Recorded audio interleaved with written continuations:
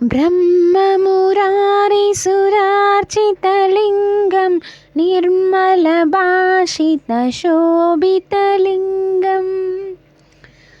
जन्मजदुःखविनाशकलिङ्गं तत्प्रणमामि सदा शिवलिङ्गं देवमुनिप्रवरार्चितलिङ्गं कामदहनकरुणाकरलिङ्गं रावणदर्पविनाशकलिङ्गं तत्प्रणमामि सदा शिवलिङ्गं सर्वसुगन्धसुरेपितलिङ्गं बुद्धिविवर्धनकारणलिङ्गं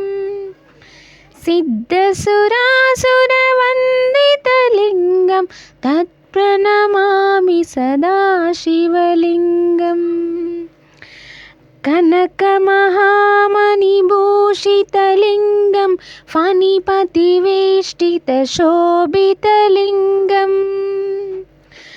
दक्षसुयज्ञविनाशकलिङ्गं तत्प्रणमामि सदा शिवलिङ्गं कुङ्कुमचन्दनलेपितलिङ्गं पङ्कजहारसुशोभितलिङ्गं सञ्चितपापविनाशकलिङ्गं तत्प्रणमामि सदा शिवलिङ्गं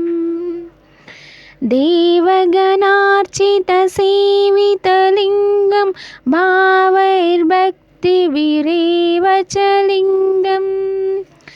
दिनकरकोटिप्रभाकरलिङ्गं तत्प्रणमामि सदा शिवलिङ्गं अष्टदलोपरिवेष्टितलिङ्गं सर्वसमुद्भवकारणलिङ्गम् अष्टदरिद्र्यविनाशकलिङ्गं तत्प्रणमामि सदा शिवलिङ्गं सुरगुरुसुरवरपूजितलिङ्गं सुरवनपुष्पसदाशिवलिङ्गं परमपदं परमात्मकलिङ्गं तत्प्रणमामि सदा शिवलिङ्गम् लिङ्गाष्टकमिदं पुण्यं पठे शिवसन्निधौ शिवलोकमहाप्नोति शिवेन सदमोदते।